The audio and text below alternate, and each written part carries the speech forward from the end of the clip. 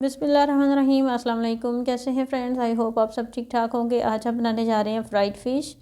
बहुत ही इजी और बहुत ही मज़े की बनाने जा रहे हैं, तो आप भी ज़रूर ट्राई कीजिएगा। आपके घर वाले भी बहुत तारीफ़ करेंगे अगर आप इन स्टेप को फॉलो करके मछली बनाएंगे। तो इसमें हम इस्तेमाल करेंगे एक फ़्राइड फ़िश मसाला हमने यूज़ करना है, और बेसन हमने यूज़ करना है, और लीमू का रस हमने इसमें यूज़ करना है। इसके अलावा हमने और कुछ भी नहीं यूज़ करना।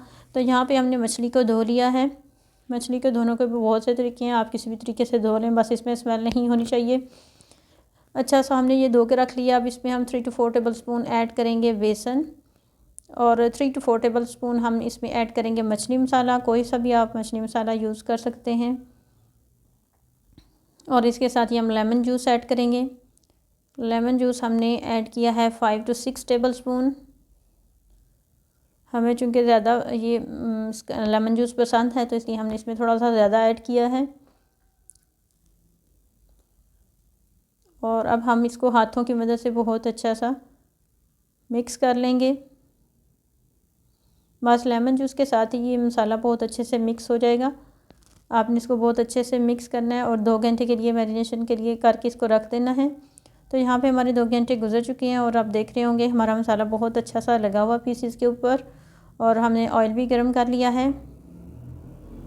तो यहाँ पे हमारा ऑयल गर्म हो चुका है, तो हमने सारे पीसेस इस तरह ऑयल में ऐड कर लिए हैं। और अब हम फ्लेम को मीडियम टू लो कर देंगे, और 5 मिनट के लिए हमने पीसेस को बिल्कुल भी नहीं हिलाना। जब 5 मिनट्स गुजर जाएंगे तो फिर हम इसको आराम से उठा के पलट लेंगे इसकी साइड्स को।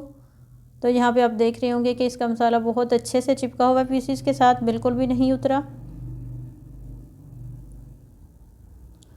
और इसी तरह से हम 5 मिनट्स के लिए दोबारा इसको छोड़ देंगे, और इनको हिलाना बिल्कुल भी नहीं है, वरना ये टूटना शुरू हो जाती है मछली, या फिर इसका मसाला वगैरह उतर जाता है।